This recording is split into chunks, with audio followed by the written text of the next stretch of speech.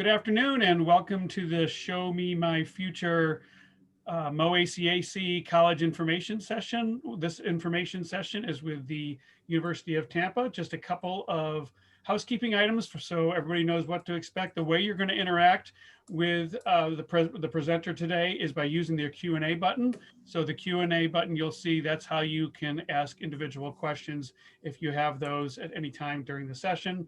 As a reminder, your camera and microphone are turned off. The chat feature is disabled. So that's the way you can interact with the presenter, is by using the Q&A button.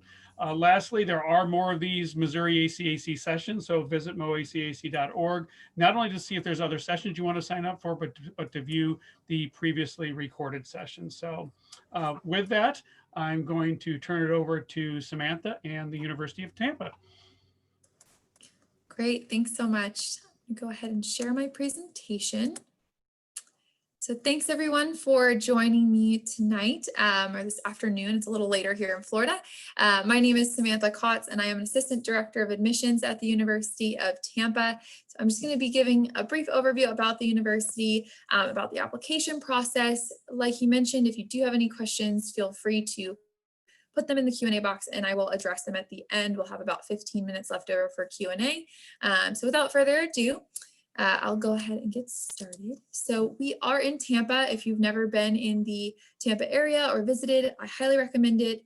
We are right in the middle of the state if you're looking north to south, and we are part of the greater Tampa Bay area. So the Tampa Bay area consists of Tampa, Clearwater, and St. Pete. Clearwater and St. Pete are, of course, home to our beautiful beaches, and they're about 30 minutes from campus. So not too far at all, definitely a lot closer than you are over in Missouri. And our beaches are absolutely beautiful. It's a great example. Clearwater Beach, it's only about 30 minutes from campus, definitely one of the most popular beaches in the area because it is the closest. It has also been ranked the #1 beach in the US, so a great one to visit. It's lots of shops and restaurants that surround that area. My personal favorite is Fort DeSoto, which is in the St. Pete area, which is a little quieter if you like that beach scene instead. I guarantee you all of them are gorgeous and definitely recommend visiting. We do have lots of sports and events that go on in the area because we are located right downtown. There is a ton to do in Tampa. You'll definitely keep busy, very hard to get bored. So we do have several professional sports teams in the area. Of course, our Tampa Bay Lightning, we did win the Stanley Cup. There's a parade going on right outside campus right now celebrating that achievement. We're very excited. It's a big hockey town. I'm sure you guys in Missouri winning last year in St. Louis know that feeling. So it's a very excited city right now. About 10 minutes from campus, right downtown is where they play, about a 10 to 15 minute walk, and you can actually get discounted tickets with your student ID to go to those hockey games. We also have our Tampa Bay Buccaneers, which is our football team that plays about a 10 minute drive from campus. We also have our Tampa Bay Rays, which is our baseball team. They play about 30 minutes away. And then there's plenty of other things that go on in the Tampa area. So if you do not have any interest in sports, that's totally fine. There's a lot of other ways to stay busy. The great benefit is our Tampa Bay River Walk. So that is a really awesome way to see the downtown area. It wraps around the downtown. It's a great place just to walk around, do some biking or rollerblading or things along those lines. But we also have shops and restaurants that are located right along the River Walk. So that provides pretty easy access to those. And then we also have Curtis Hickson Park right downtown, which is a very popular event space. So that is where we hold a lot of music and food festivals. They hold all kinds of really awesome events there though. So like free yoga in the park is every Sunday.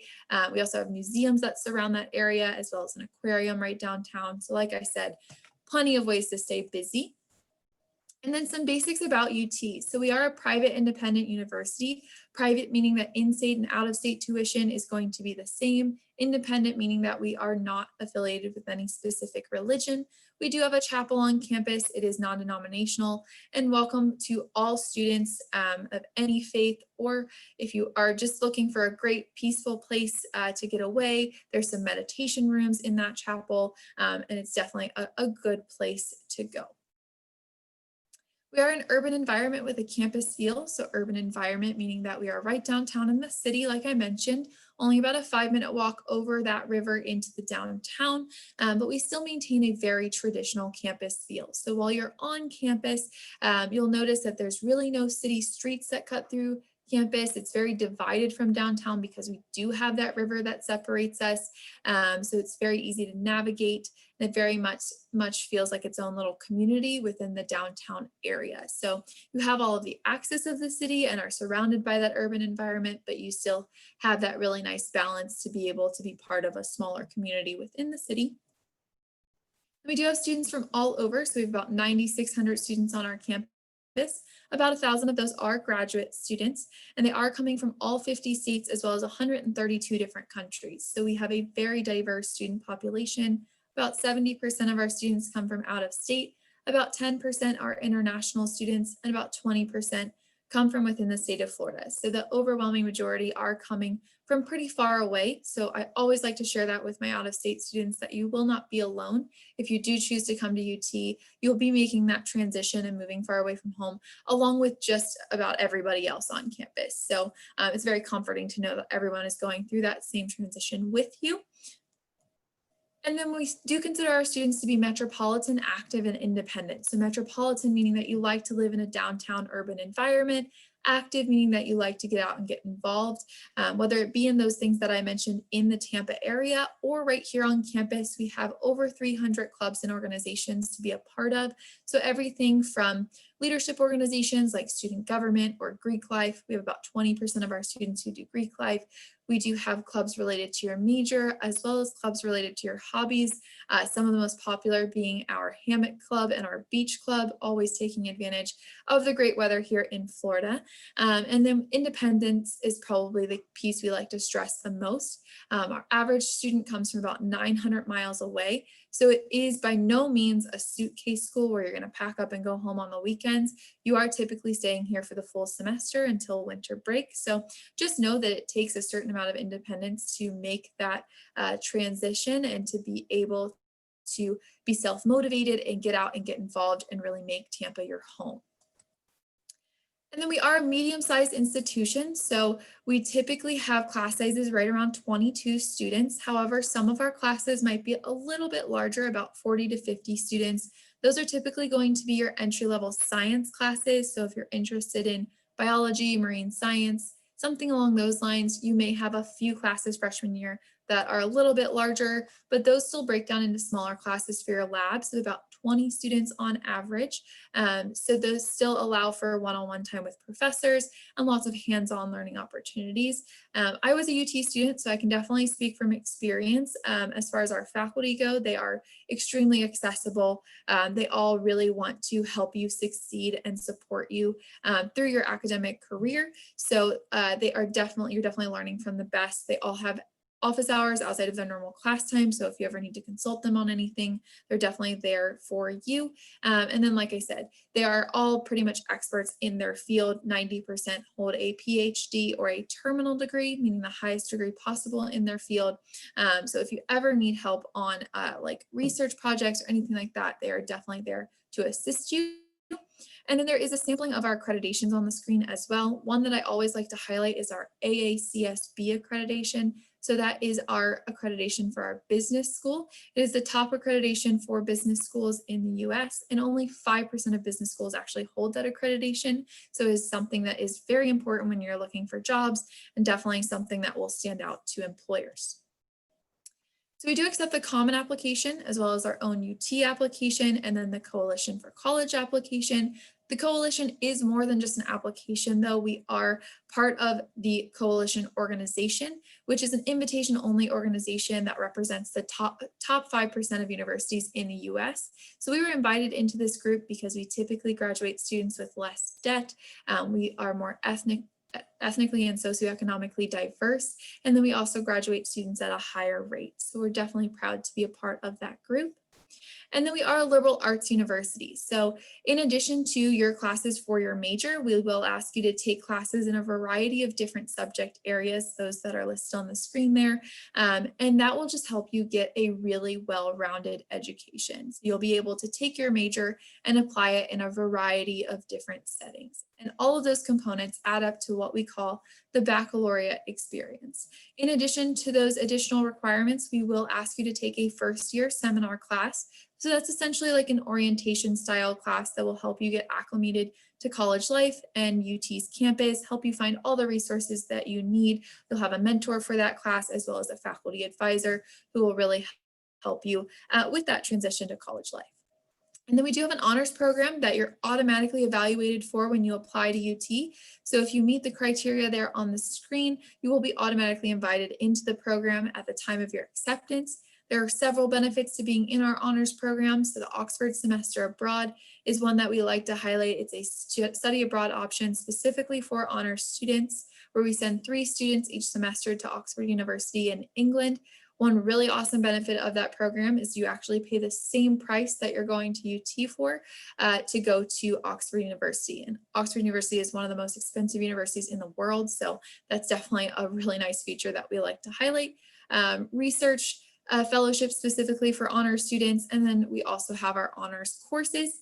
I was actually an honors student when I was a UT student, and I absolutely loved my honors courses more than my regular courses. For one, they're actually capped at a smaller class size. So about 17 students on average. My smallest honors class was 7 students. So you really get that smaller, more intimate class size. And they typically focus in a really specific subject area. So an example that I like to use is my honors chemistry class. It actually focused in forensic science, which is something a general chemistry class wouldn't necessarily do. So definitely a little bit more interesting. And then we do have over 200 areas of study here at UT. So definitely very much so encouraged to explore different areas and find your passion. Most of our programs are direct admit, meaning that you just declare the major and are able to start taking courses in that. There are a couple of programs that are an exception to that do require a separate application. Those would be your nursing, the nursing program, athletic training, and education programs. And then our performing arts programs also require an audition. Outside of that, all the other programs are pretty much direct admit. That makes it very easy to transition between majors if you'd like to change your major. Also makes it easy to double major if you'd like to do that, or add a minor. That's very much encouraged. Then no matter what major you do choose, we will emphasize a learn by doing curriculum. So it essentially means we want you to have as many hands-on learning opportunities as possible, whether that be through project-based learning in the classroom, internship opportunities, or research opportunities. We really want you to learn through experience rather than just being lectured at. A couple examples of that hands-on learning. We do have our daily innovation and collaboration building, which is home to our cybersecurity labs, as well as our entrepreneurship center. So I like to highlight our pitch room, which is this presentation style room here. So that is very much similar to Shark Tank, if you've ever seen that show, where you can go in and pitch your real business ideas. We actually have a pitch competition several times a year where you can go in, pitch those ideas to local Tampa investors.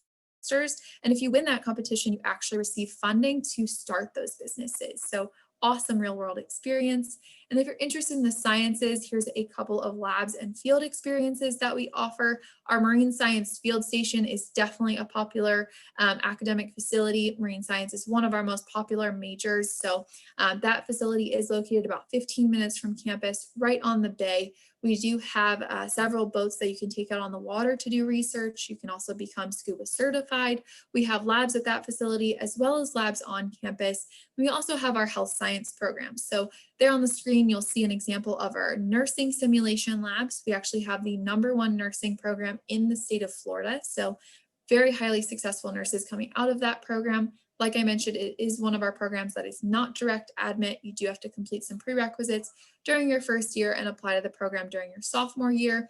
But again, all of our nurses are extremely successful. We've had a 100% pass rate on our NCLEX exam, or the National Nursing Certification Exam, for the past 6 out of 7 years. So definitely going to set you up for success.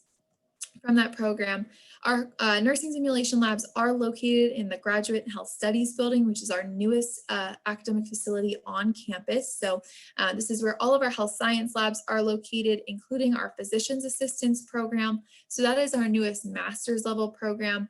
There's just been a really great growth in the health sciences. So if you're interested in that, I definitely recommend exploring more about that on our website. And then if you're interested in the finances, communication, graphic design, that type of thing, we have plenty of other hands-on learning opportunities as well. So the Financial Trading Center, you'll see on the screen there, that is located in our Sykes College of Business. And it's actually where business students can go in and have a real portfolio with real money that they trade on the stock market. We also have our own radio broadcast and video production labs as well. And then the Fab Lab is open to our graphic design and digital art students to be able to use 3D printers and all kinds of computer software to assist them creatively. This is our Friedman Center for the Arts. So that is our newest construction project on campus, and it will be opening in spring of 2021. So this will become our largest academic facility and hold all of our performing arts as well as our fine arts programs. So it'll be a really cool, creative, collaborative space for all of our art majors. And then internships. So like I mentioned, that is one of the crucial parts of our hands-on learning experience. And because we are so close to the downtown area, there are certainly an abundance of internship opportunities. So we do have our career services department who can help you find those internship opportunities, as well as internship coordinators within different departments that can help you find the specific internships to do with your major. You can do those for credit or paid, just depending on what you're looking for. And a lot of those internships actually end up being within walking distance of downtown. So that's a really awesome convenience of being so close to the city. And then we have plenty of study abroad opportunities as well. So we have over 1,000 programs in 60 different countries where you can study abroad. We do have a couple different options for that. So the semester-long abroad program would be more traditional, or we have our travel courses where you can actually take a course on campus and then travel abroad with your entire class for about 3 weeks at the end of the semester. That's a really awesome option for students who are in a more demanding major like nursing or something along those lines, where they can't take an entire semester away from the university, but they still want that travel component. The travel courses are a great selection instead. And we also have Semester at Sea, which is actually where you live and learn on a cruise ship. If you've ever seen the show Sweet Life on Deck, it's very comparable to that. So definitely a really cool experience. You stop at about 15 different ports along the way. So it's a great way to see a lot at one time. Moving on to a little bit about residence life. So one thing I like to mention is that first year students are prioritized to receive housing on campus. However, it is not guaranteed. So if you are a senior looking to apply, once you're admitted, we recommend putting down your deposit as soon as possible. And following that, once you put down your deposit, you'll receive access to your housing application. And we want both of those submitted no later than May 1st, but highly recommend doing it earlier because the deposit is fully refundable until May 1st as well. And then freshmen are not allowed to have vehicles for their first year here on campus. I can guarantee you it's not a hindrance at all. I was on campus without a car for 2 years. There are plenty of things within walking distance. And of course, we have ride sharing apps like Uber and Lyft very abundantly as well. We also have the Downtowner, which is a great option. It's actually completely free, works very similar to Uber, where you download the app, plug in where you want to go, and they'll take you anywhere in the downtown area for free. We have zip cars that you can rent on campus by the hour or by the day. Bikes you can check out from the fitness center included in your tuition, and a very fitting for Florida option, the water taxi that runs around the downtown area. And first year students are typically going to live on campus in one of our 6 freshman residence halls. These are suite style, so 2 rooms with a bathroom in between. We don't have any community style living on campus, so you won't have to share a bathroom with the whole hall or anything like that. Very popular question I get is, are the dorms air conditioned? I guarantee you it is an emergency in Florida if you don't have air conditioning, so all of them are fully air conditioned as well.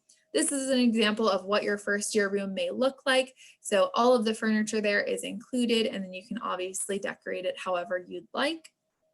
And then we do have upperclassmen dorms as well. These are more apartment style, so they're typically going to include a kitchen and a common area in addition to that shared bathroom space. You can also live in a single as an upperclassman, so if you want to live alone, you can certainly do that as well.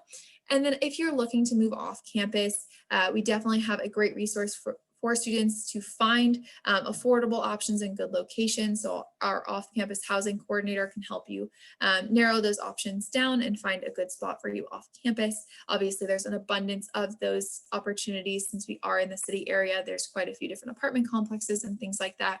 Typically, we see our freshmen and sophomores living on campus, and then our juniors and seniors starting to move off campus. We're a very safe and secure campus, so although we are right in the city, Tampa is a very safe area, but we also have over 35 campus safety officers employed on our staff.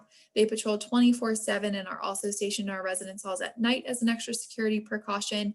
And then we are a storm-ready campus. So if we have any tropical weather that comes our way, hurricanes, tropical storms, even bad thunderstorms, we're 100% prepared to deal with those. You'll always receive updates from the university about those types of threats or storms, and we are completely prepared with evacuation plans if necessary. However, we have never had to evacuate our campus, so nothing to worry about there. Moving on to our fitness facility. So this is a pretty new facility. About 3 or 4 years ago, it was built. So it is completely state of the art. That first floor is going to be all cardio equipment. The second floor is all weight machines. We also have over 50 group fitness classes a week. So everything from yoga to spin classes, kickboxing classes, lots of ways to stay fit and active. We also have NCAA Division II sports. So if you're interested in playing a sport, these are primarily recruitment based. So you will want to reach out to the coach if you have not already. Definitely get that conversation started as soon as possible, typically after your sophomore year, if you are interested in playing a sport. We do have 20 men and women's sports overall that are NCAA sponsored, but we certainly have a lot of club and intramural sports. So if you're interested in playing a sport, but not at the varsity level, you can certainly still participate in athletics. And then these are our application deadlines. So we do have 2 early action deadlines. We do not have early decision. So these are non-binding decisions. It just guarantees you a decision by a certain date. So if you applied by November 15th, you'll hear back no later than December 15th. Apply by January 15th, you'll hear back no later than February 15th. Apply by March 1st, and you'll hear back by April 1st. Everything is evaluated on a rolling basis, so you won't necessarily have to wait for that date to receive your decision. You're just guaranteed a decision by that date. And then freshmen are required to submit an official high school transcript, an essay, and a letter of recommendation. SAT and ACT scores are optional for fall 2021 and spring 2022. We are actually test blind, so we do not want you to submit those scores. Even if you have them, we will not be considering them in the application process or in the merit scholarship evaluation process, which I'll get into in a few slides, but just know that the test scores are not necessary for you to apply. And if by chance I have a transfer student on here, I highly recommend reaching out to one of our transfer counselors so they can let you know exactly what you need for your application. A lot of times it depends on your number of credits completed. And then moving on to the financial side of things. So we do have our total average cost at about $42,000 a year. That includes tuition, fees, room and board. That room and board piece is based on a double room and 15 meals per week. So it could certainly change if you have more people in their room or a lesser meal plan. That number can fluctuate, but only 3% of students actually pay that total cost. 97% of students do receive some type of financial aid, whether that be merit-based aid or need-based aid. And then a great way to see what you might qualify for in financial aid is to visit our net price calculator on our website. Just plug in some personal information about yourself and you'll get a pretty accurate estimate as to what you're receiving in your financial aid package. And then those merit-based awards do range from $4,000 to $18,000 a year. They are going to be based solely on your unweighted GPA. So again, no test scores needed for that financial aid component. And then additionally, you will be evaluated for what we call the Prestige Award. If you have taken any AP or dual enrollment or advanced level courses, we'll additionally evaluate you for scholarships based on that academic rigor. It is important to note that scholarships are only determined at the time you're accepted and will not be recalculated. So If you think your GPA might increase during your senior year, that first semester, it may benefit you to wait until your second semester to apply. That would really be the only reason I would encourage you to wait to apply. Otherwise, it is beneficial to apply early. The earlier you apply, the less competitive the application process is. And then graduation's obviously the goal here at UT. So 96% of our students do report success in their postgraduate goals, whether that be going on to grad school or going straight into the workforce. Either are definitely very successful for our students. And then we are a military-friendly university. So if we have any students that are interested in ROTC, or if you have any veterans benefits, we will certainly accept those. And these are our social media platforms. So I will leave those up there. If you have not followed us on there, I definitely recommend it. It's a great way to stay up to date with our university and see some insider tours and things like that. So that's all I have for a presentation. I do want to address any questions. So if you guys have some, please feel free to put them in the chat.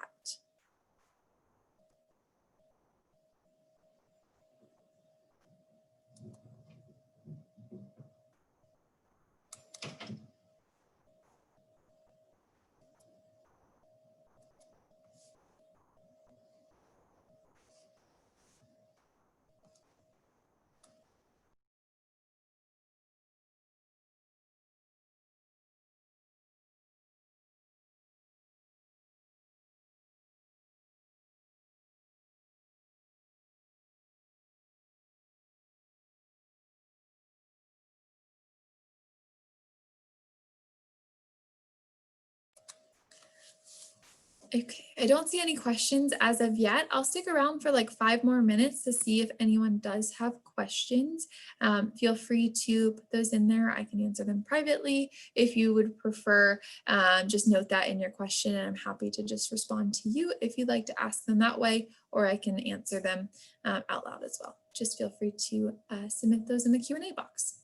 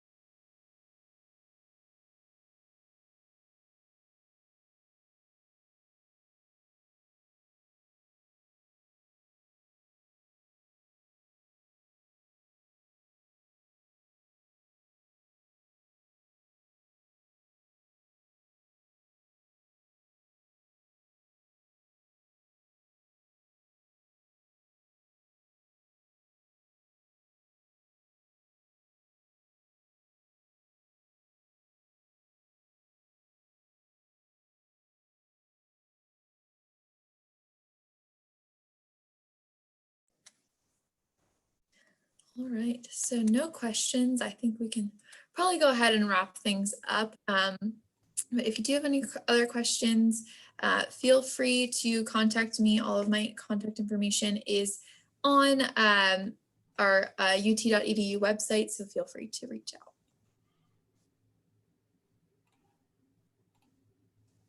Okay, great. Well, thanks, Samantha.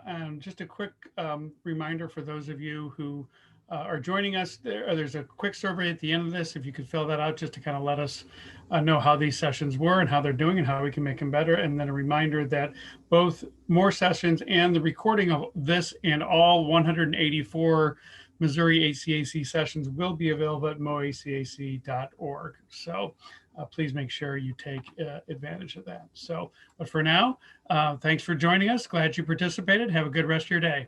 Bye, everybody.